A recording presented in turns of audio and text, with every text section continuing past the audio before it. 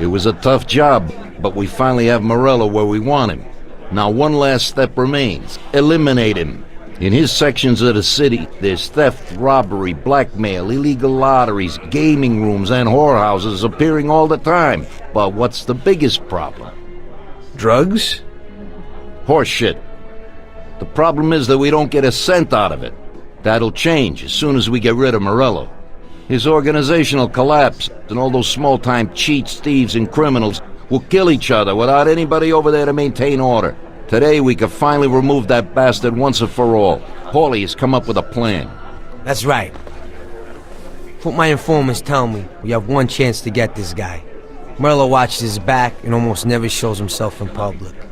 Goes everywhere in his bulletproof limo, clammed up like some seashell. But today he's coming out. He's going to theater to do some socializing with the creme de la creme of Lost Heaven. And we'll be there to show him something too. Isn't this a bit risky? It's risky, but this is our only opportunity to waste him in public and show everyone our power. We'll do it like this. Wait in front of the building until the end of the show. People will start coming out, so there'll be a lot of confusion. With Morello trying to make his way out, his guerrillas won't have much of a chance to notice us before we hit him. Make sure you don't draw any attention to yourselves, so no shooting. Pull your weapons when you see him. I hope I still recognize him. Shouldn't be hard. Morello likes to wear his white suits. Not many people wear them these days. Each of you get a Thompson or Lupara from Vincenzo. Wait out in front of the theater on Central Island until Morello comes out. Then go to it. The performance ends at 9 o'clock, so make sure you're there on time. It should work out fine, so don't come back without his head. Okay, boss, let's get to it.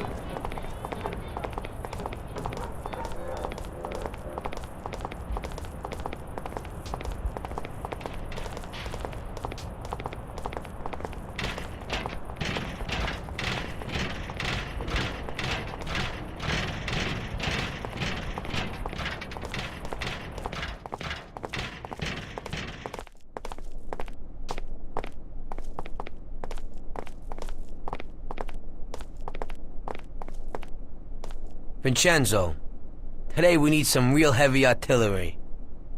We're gonna rub out Morello. Well, I think 600 shots per minute from an old Tommy gun should do the trick.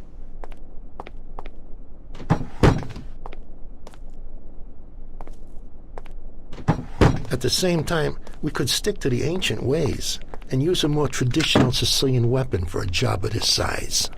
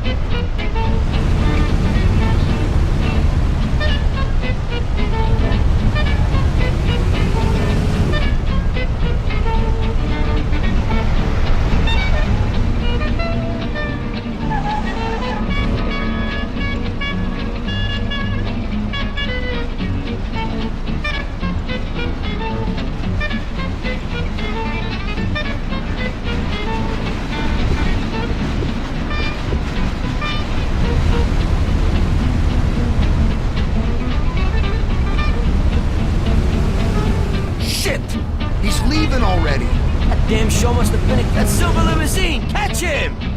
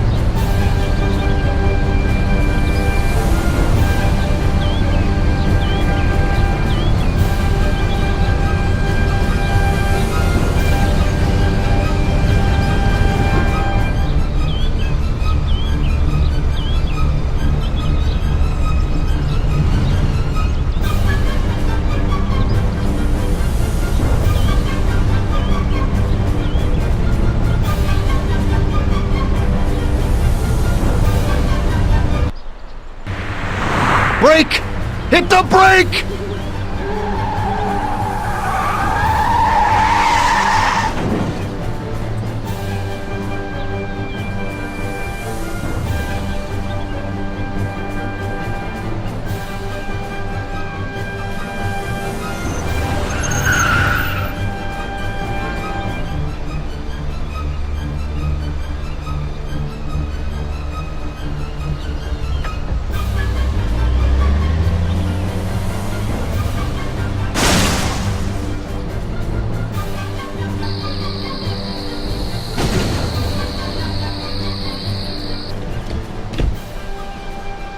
You think he's dead?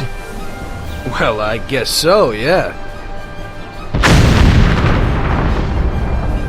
Oh, Christ.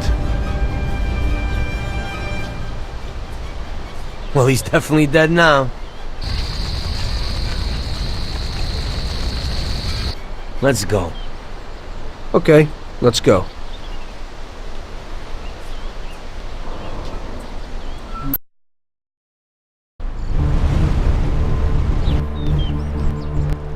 What is it? What the hell is happening? Why'd you stop? I don't know, it just broke down.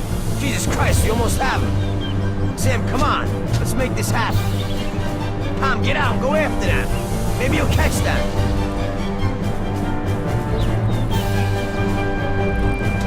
What are you waiting for? Go after them.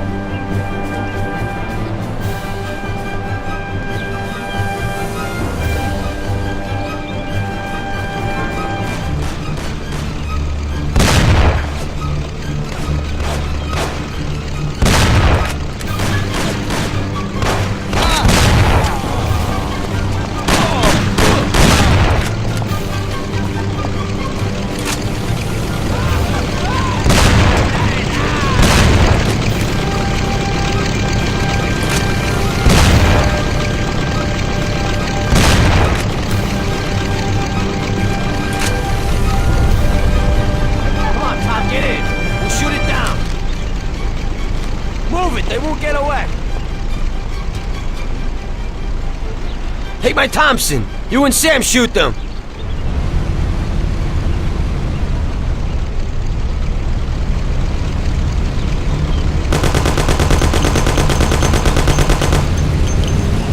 Come on, you heap of junk. Hold on.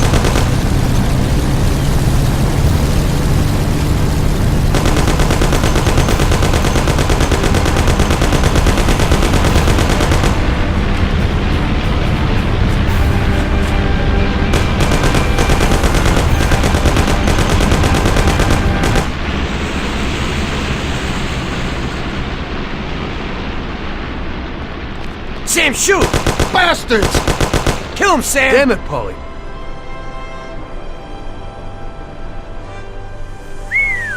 Wow. Yes! Yes! How did you fix the car? Better ask Sam. Why ain't you a mechanic, Sam? That works 2:30 for me.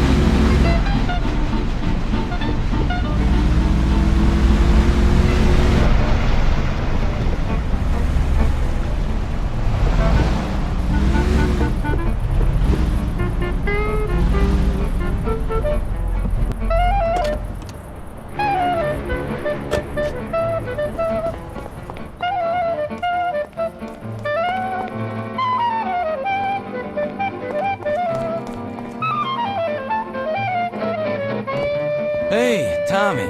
Hey, you got anything for me today? Well, today was a little rough. How come? You know, the guys left the car here that was involved in a chase with the cops, and I kinda need to get it out of here fast. Why didn't they dump it themselves? Oh, well, we had a deal worked out with them, but it was meant to be a sure thing, and it didn't work out. They were a little pissed, so they left it here. What's in it for me? A lovely German sports car. That's worth the risk. I'll do it. What can I do? It's pretty simple. Take the car to the cliffs outside of town and dump it in the sea. Cool. But if the coppers spot you, there'll be trouble, so you gotta shake them. Okay.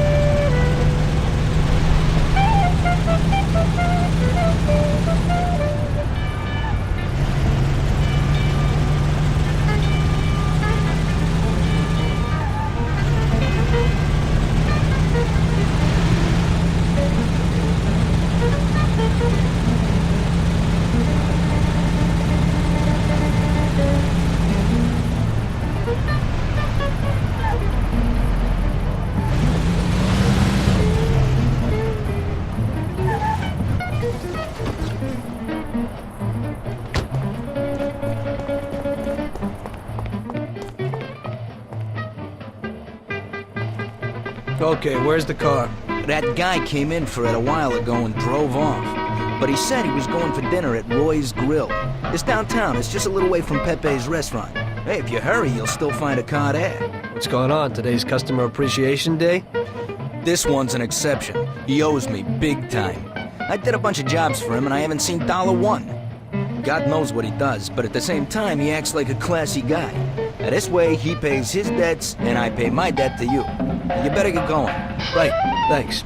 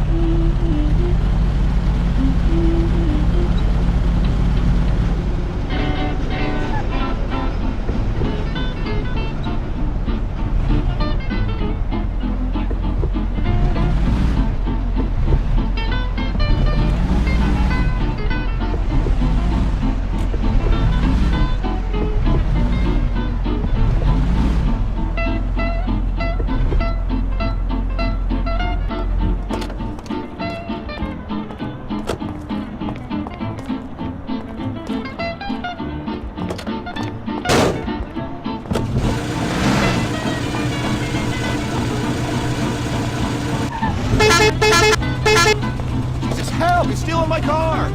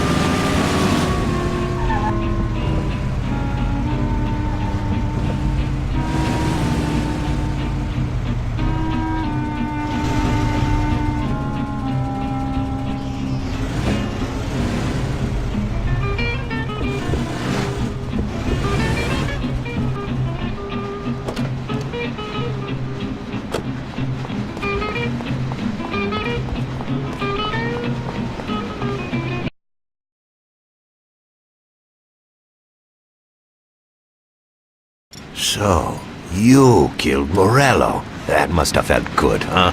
We celebrated. Salieri was thrilled, of course. We ran the whole town, practically, and there seemed to be an end to the bloodshed. For a while, I felt like a king, until I came to a realization. If a regular guy like me could kill the most powerful man in the city, what good was all his power? Hell, if he hadn't been so powerful, he'd probably still be alive. It seemed to me that no matter how strong someone was, there was always somebody stronger to take them out. So where did that intuitive thought take you? Greediness is bullshit. When you have no money, you think that a few bucks a month will be enough. Then you realize that it wouldn't be bad to have a nice car. You get a great job in some high-up position, but in actuality, you're thinking about going higher. Before you know it, you want to be the President of the United States, and you want to win the war against the Germans. Luckily, that won't happen. Plus, the whole strategy of watching other people's backs has one basic flaw. The whole time you have to watch your own back, in case someone else has the same idea. So I thought to myself that maybe I ought to change my priorities a little. Great Bible story. Laugh it up.